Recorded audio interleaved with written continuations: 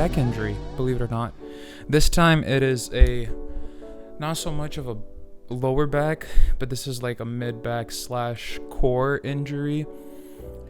And yeah, it's really been no fun, so I haven't been filming just because I've been taking the time to recover.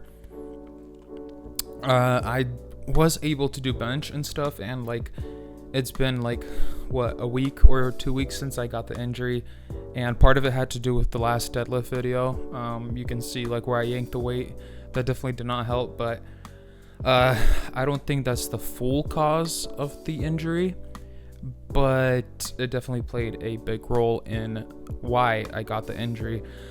So with that being said, I've been taking the time to recover, and also I might as well just do a little life update, because life these past couple of weeks, these last 2 weeks, has been kind of hectic, and there's just a lot of things that I have to go and be wise about, you can say, or I have to make some pretty serious life decisions, and those have just been weighing down on me. I've been spending the last 2 weeks just studying 4, 5, 6, 7, 8 hours a day, even just working towards getting a certificate. So I feel like life kind of took a 90-degree turn, not a 180-degree turn, but I was headed this way, and now it's going kind of this way. It's going a different route. So I've just, with the back injury, with all that, I haven't been focused on filming as much. Going to the gym, I've just been I've been focused on going to the gym to more or less recover. And this week, these last, or the 3 uploads that I skipped, were supposed to be PR/deload uploads, but I did not do squats on Monday. I just did quad focus leg day. Wednesday we took a deload bench, did not film that. Friday, which is today, I wasn't supposed to PR on deadlifts, but me and Tim decided to just do a full PR day. Might as well. We just got to the gym, started doing legs. We're like, okay, we might as well. And I pulled 425 again. Went smooth. This time much happier than last block's or last month's PR. I got to full lockout. My grip wasn't so much slipping. I attempted 445. 2 things: grip slip and bad form. I watched the videos back, and I'm not happy with my form on 445. So I did one attempt. I was really, I was shaking a lot, which is your nerves kind of fighting. And then on the second attempt, it was a little bit cleaner. Got it probably halfway's up, and then my right just slipped completely. And so I was like, okay, whatever. We're not going to take it. I'll take the 425. Maybe not a number PR, but definitely a form PR. So it went up much faster, which is always a good thing. And then we just hit legs, and then tomorrow I'm going to bench PR. Not going to record that. If you guys do want to see that, that'll be on my gym page. So that attempt will be there. We're shooting for 270. 275 would be nice. I'm not setting high expectations. If I can at least get 265, that means we're good. We're maintaining our strength with the cut, which I've been maintaining 249 for the last 2 weeks. So I need to really tone it down, since we're leaving to Washington next week. So there's not going to be uploads then. I might film something in Washington, might not. We'll see, right? There's a lot of things in the air right now, but the Washington trip is for sure. So with that being said, going forward, I'll start filming the second block, which means that with the deadlifts, we're going to see the same thing all over again, except we're going to get more critical with the form, really lock the form in. So I might not be waking up as early anymore, just because that also plays a role with how I feel, especially now that I've been doing continuous 40-hour fasts. This week we did a almost 3-day fast, and for my weekly calories, I was at 5,000, and it's Friday. And then, we ate today, but I didn't really track the calories though, because me and Tim went out, which Tim, he's something else, bro. He's at 180. He moved to 315. Me and Tim I always had the lower body strength, and still kind of do, but our bench and upper body, we've always been kind of competing. And I had him for the last year, even with my injury, because we talked about it. I got 305. He never got 305. Then I got the shoulder injury, and I got sick. Me and him actually both we got, there was a bunch of like bunch of stuff basically, but I got my shoulder injury, which crashed my progression completely. And he like kind of was just doing his own thing, and I've been doing my own thing, trying to rehab, and he finally got 315, and he moved it like it was nothing. So 335 on the come up for Tim, which is insane. I've just been focusing on rehabbing, so if I can get 270, that'll be progression with my injury. My goal is to be by the end of this year where I was at the end of last year, so 305, even 295 by the end of this year, and that means I'll be at the same strength level roughly at a 30-pound lower weight, which is good. That's progression. We did 335. He got 335 on deadlifts. Tried pulling 365. Got grip slip. So we're like, whatever, Tim hasn't been deadlifting long or squatting, so we're just focused on that. He has me on squats now. He got 315 for 3. I'm 300 for 2 last, although my all-time PR is still 405 for 2, so I still have him there, but we're gonna work back into that, right?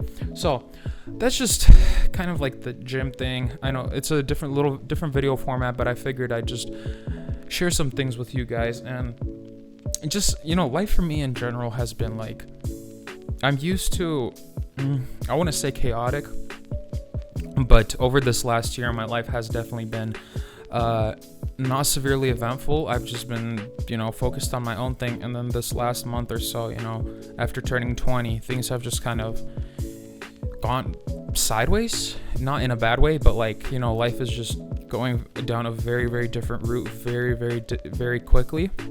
And, it's not always a bad thing. I'm just trusting God on this one with all the decisions I make right now. So, yeah, I'm trying to get my data analytics certificate, Google data analytics certificate, and then go from there with that side. Trading still stays the same. I have not taken a trade in almost 3 weeks, which I'll go over, like the recap. I wanted to share some things with you guys, just really trading specific, talk over that, and I figured I might as well make some form of video, right? So I'll go over some stuff with trading. There was a trade we missed, pretty upset about that one because I've been waiting for that trade over the last few weeks. And then there was another trade I took on my paper account as like to test things out. So just there's gonna be that section. So let's see. There was a few other things I wanted to say, but yeah, that's kind of like it, I guess. But also another thing that God has been teaching me, it's always a lifelong lesson, but especially recently, is just to letting God have the final say in everything. And that's, I feel, is an important thing. Just like let God let things flow and just really have him have the final say. And so, there's a lot of life lessons always, and I'm always learning something new in one way or another. And just like with the gym injuries, there's always a lesson there. There's some form of weakness that you did not know that you now know about, and now you know how to go forward from it. Just like with my deadlifts, I know my form has to get dialed in, especially with my injury now, and with the way I pulled 445. So like, there's that lesson there. And then there's just really trusting God with things. So yeah, I don't know, like I never thought I'd be over here trying to get a certificate, like getting some form of education in, and then just something just kind of clicked. There was a lot of like random events that led into it, but I was like, I got an ad on YouTube, I think it was, and I clicked on it, and I've seen this ad before for the data analytics certificate course. And this time I kind of just stuck out, and I was like, they were offering a 7-day free trial. So I took it, and I was like, if I don't like it, whoop-de-doo. 7 days, didn't pay nothing. And then something just clicked, and I was just like, I'm gonna grind this out. So we are about like a third of the way done with that course. So it's a 6-month long program. If you do 2 hours a day, of course, obviously I've been doing like 4, 6, 8 hours a day. So I'm just trying to grind it out, get it, start working on some projects, and then hopefully land a job. Because as much as like trading is my number one goal, it would be wise for me to get a job that offers, medical benefits, health insurance, all that kind of stuff, and just have a stable income.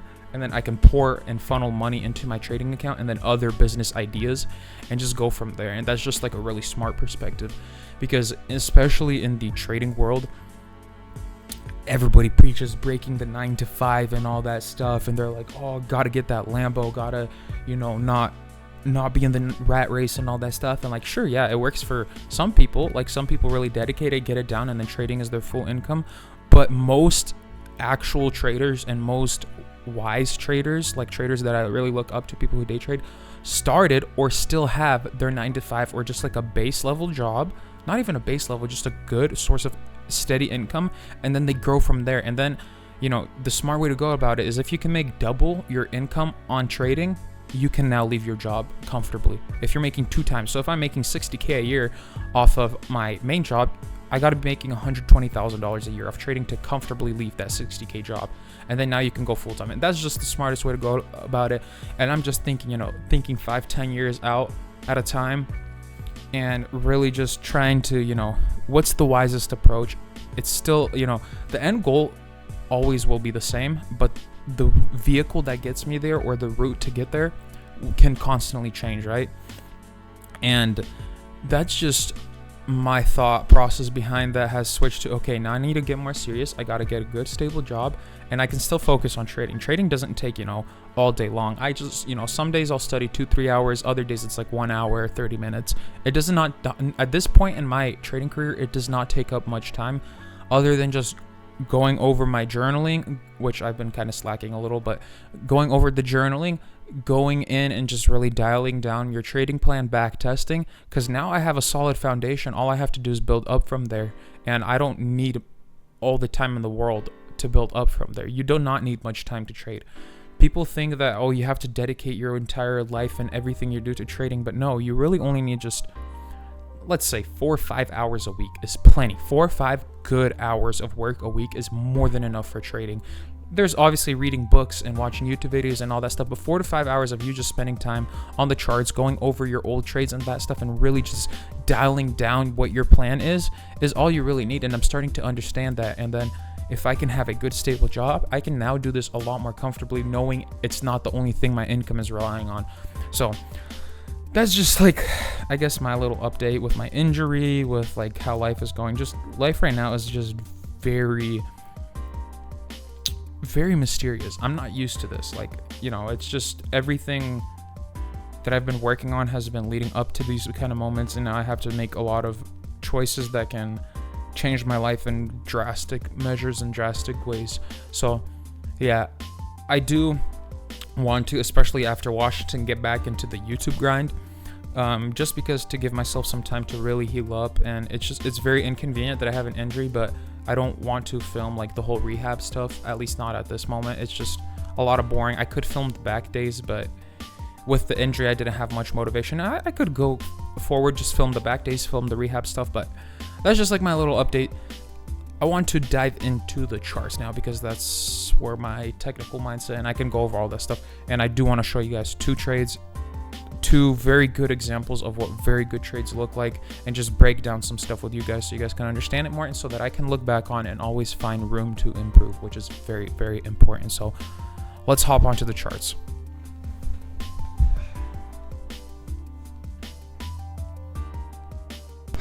Alrighty guys, so looks like the audio box or audio interface is really starting to take a crap, but let's set that kind of problem aside and just bear with me. I'll try to use some, yeah, that's kind of bad. Try to use some form of noise filtration or something to just try to narrow down that static. So with all that being said, let's go like this. It annoys me just as much as it annoys you guys. Let's just put that. So with all that being said, here we are on AUDJPY, which is Australian dollar versus Japanese yen, right? AJ, good old AJ. So we have this, let's get into Monday.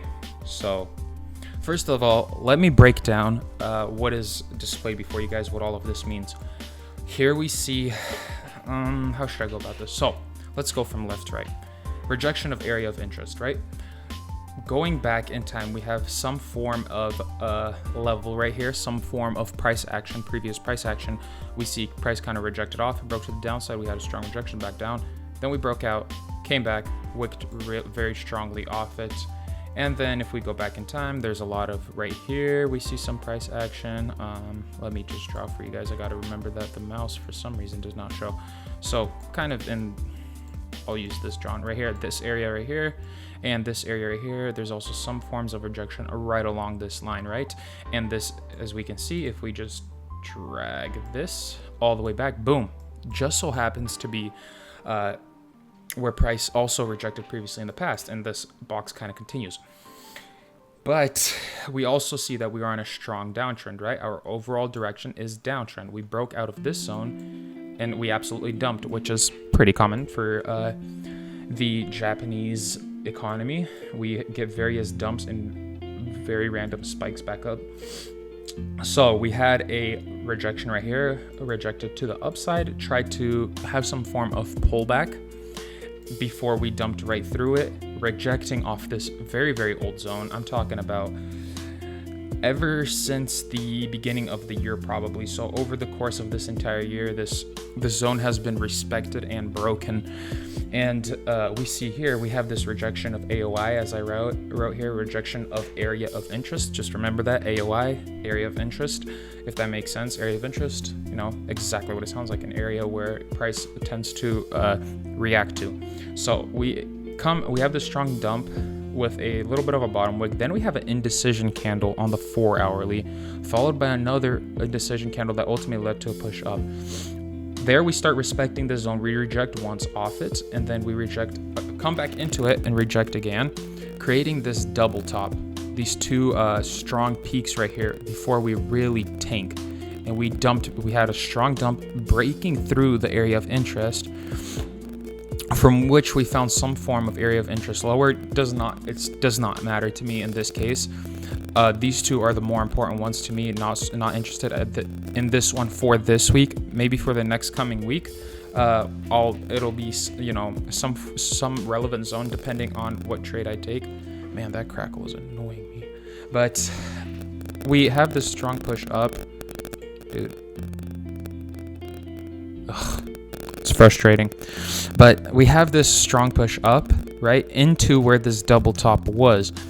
We can either retest the neckline of the double top, which would be this lower area of interest, which we definitely did have a reaction to it, a strong bottom with, but a candle like this,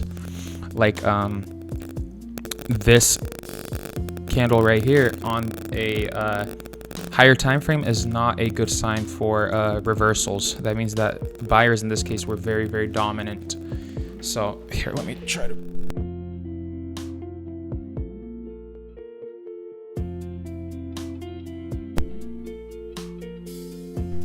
Okay, bear with me. We're gonna just have to deal with the crackle.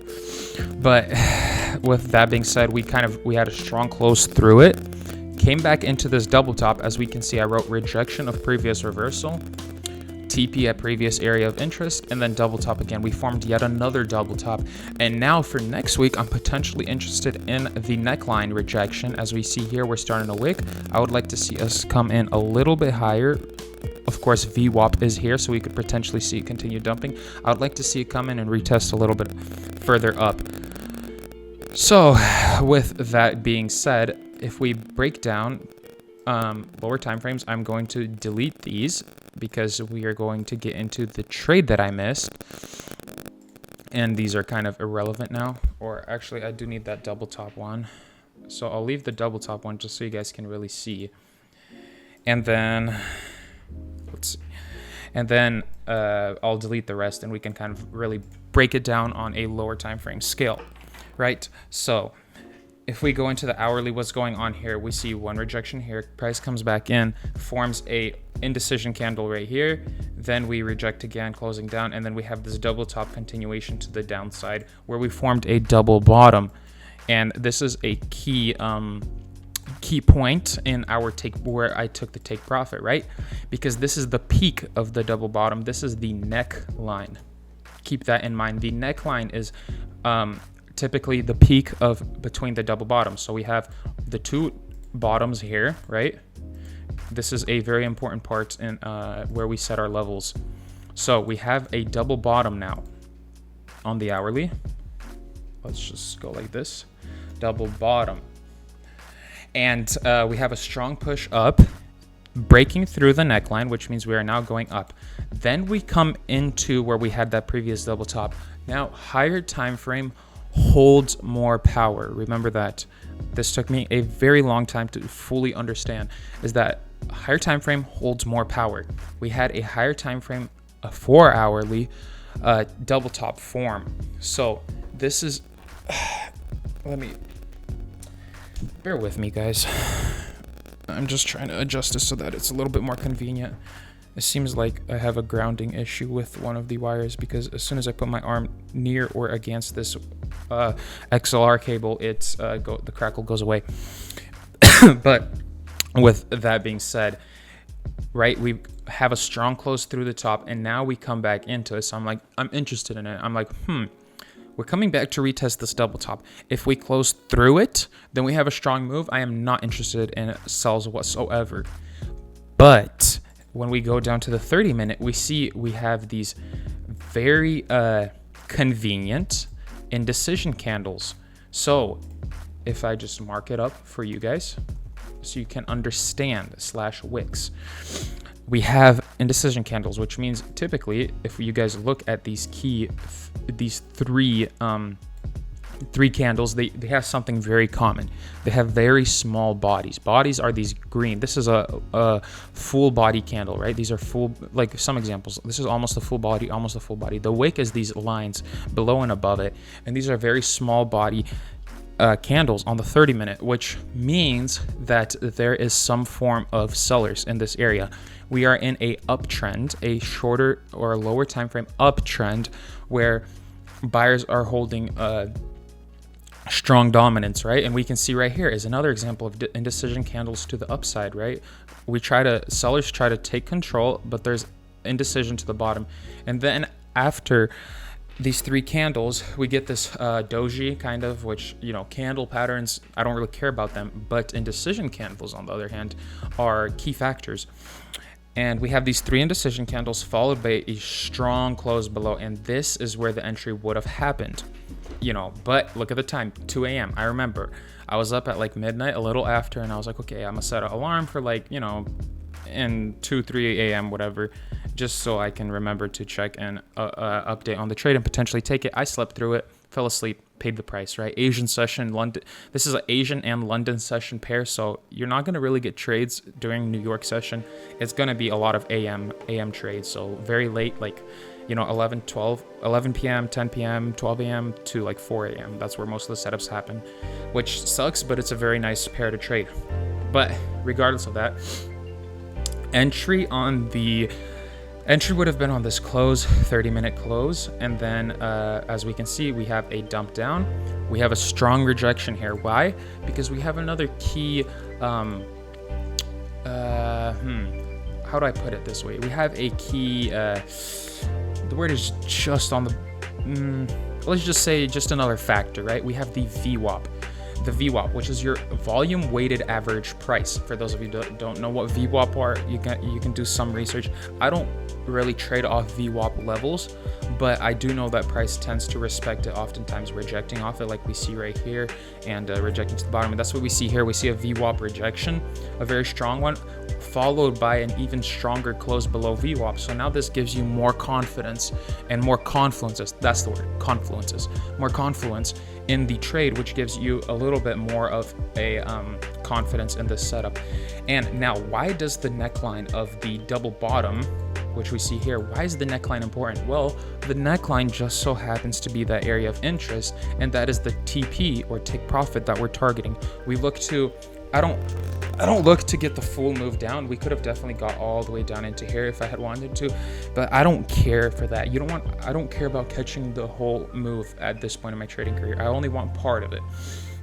And in this case, this would have been perfect because we set our stop loss, which is the red right above the zone, and then the take profit at this neckline / area of interest. Multiple confluences mean that there's potential for price to react to the zone. And in this case, it's the neckline of the double bottom, which means that people who have a long bias are looking to enter in this area, right? And we can see right here, we have AOI / neckline rejection, right? Because this is where people who are looking to enter buy trades are looking to enter. And so this is where I would have exited because it just makes the most sense. And I could have taken a second trade off this rejection right here, which is the same exact thing as previously, except now we're retesting yet another confluence. We're retesting, instead of looking to enter on the retest of this previous double bottom, we're looking to enter on the retest of this rejection. And when we get that close, this is confirmation that, sellers are still very, very active in the zone. And remember, higher time frame is carrying the trend. So because of the higher time frame, we were looking to enter here. Now, if we had gotten the close above this zone, we would look to enter longs as a change of character or change of direction for the market. So we could have looked to enter the same exact thing, taking the same exact trade, but I didn't take either of them. I was busy on this day, and I wasn't it's just last couple of days I haven't been paying attention too much to the markets, but I had another deposit hit my account, so I'll be looking to scale that and go from there. So I'll try to be a little bit more active back in the charts. So what does that mean now, though? We created a double top, which multiple double tops at a zone, and now we have broken through the neckline, creating a double bottom or double top neckline instead of double bottom. We had the double bottom neckline, and now we have a double top neckline at the same exact area of interest, which holds many, many confluences. So going into next week, we will be looking for just a simple retest of the neckline to take it to right here, like something like this, something like so, right? This is as simple as trading gets. This is like this is about as good as of a setup I can get is right here, right? The only thing that didn't make it like the absolute holy grail, you could say, of trading is the fact that we went right back down into drawdown before continuing down. Like the holy grail, or whatever that means, just the most perfect setup would have been just straight dump into take profit, but multiple confluences. So going forward, right, keep this in mind. We are looking for a retest of area of interest / neckline. And VWAP is sort of here, but it's slightly lower below the zone. So ultimately, like I said earlier, I would like to see us get into right here where we can see the middle, this little gray line. I would like to see us in here before we close out of it to then potentially continue to the downside. So this is like the most perfect of a trade you can get, almost as perfect of a trade you can get. And I missed it, which is a very, very disappointing on my end. Kind of butthurt about it, but it's part of the game. I waited a few weeks for this setup, definitely 2 weeks. I've been watching just AUD, JPY, or AJ dump. As we can see on the daily, we had a very, very strong dump. I was looking for trades up at this area of interest, and now we have another area of interest. So that is the first trade, first setup, whatever, that I wanted to go over. And this is the one that kind of inspired me or spiked me or kind of wanted to share it with you guys because it'll definitely happen again in the future, but I just wanted to go over it while it's still fresh, while it's still relevant. The second trade, the paper trade, GBP AUD GA, in other words. What's going on here? So 4 hourly, I was looking to take potential longs. Originally, that was my goal, to take longs. What do we see here? Look at this, double top again. And this is a completely different pair. This is very different correlations. We are looking at the Japanese yen versus, or Australian dollar versus Japanese yen. Now we're looking at the pound versus the Australian dollar. Two completely different markets, two very similar things, right? And that's just the beauty of trading. You just need one setup, one good setup, and just use it on everything, whether it's crypto, stocks, whatever it is. You just need one thing that works. So let's mark this out. This is a daily double top. This is a daily. That's very strong. Although it looks very rough on the 4 hourly, a little bit cleaner, a little bit more understandable. Daily double top. Let's break this down, right? So we have this right here, double dash top, right? And I was looking for a retest of the neckline to see if we would continue to the upside. However, we never got that retest. In fact, we had a straight close through the zone, which usually means we will continue to the downside, and that's what we see here. When we get into the hourly, we see this HTF downtrend, higher time frame downtrend, right? I was looking to capitalize on the first potential pullback, or on a pullback in general, and that's what we see here is we have these first pullback. Okay, price rejects down. We reject off VWAP. So let me just mark that down so you guys can understand all this context of VWAP rejection. Again, if VWAP is a key part of trading, for me, I don't take zones off it, but I do know that price tends to respect it because that's the average price, volume weighted average price. And so now we see, we come back into this rejection. And my entry was on this candle where we kind of sort of closed below the zone. It was kind of a little bit of an early entry. Ultimately I would have entered down here, but that is a very strong move out of the zone. So I was okay taking this because I saw that we had multiple wick / rejection of pullback. So sellers are clearly in this market. And as soon as we had this very heavy, like a heavier close to the downside, got into that, we see that price attempts to reject off the neckline right here, which the neckline is in this case, or the VWAP rejection, multiple confluences. Price comes back in, but sellers in this area of interest, which is a zone that goes back, are more dominant, and we have that full push down. And I took that trade with 1.1 lots on my paper account, made $300, right?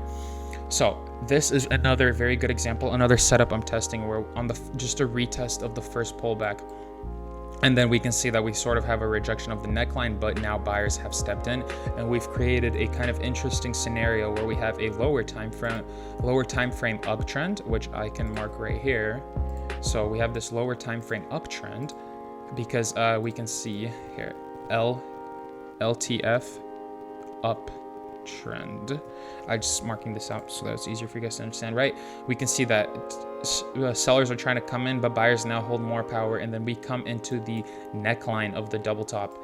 And so this is where things get very, very interesting, because now we are creating equal highs, or I want to see it come into this equal high before we potentially tank to the downside or push to the downside. So I'll either look for entry at the equal high or something at this lower area of interest so that we can target again that lower bottom, these two you could say these two, this double bottom instead of this double top that's up here, right?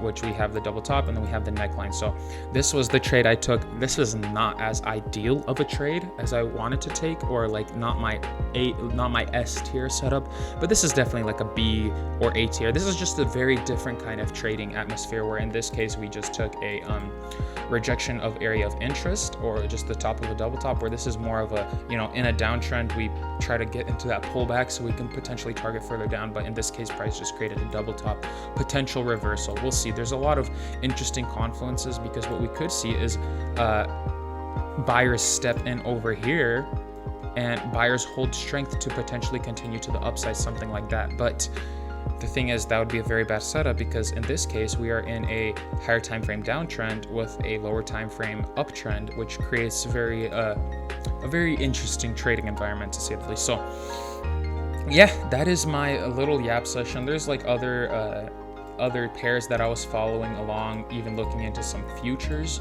setups where I wanted to try to take this break of highs or break of zone type of setup, where we can get the retest to continue the upside on ES or the SPY or the S&P 500.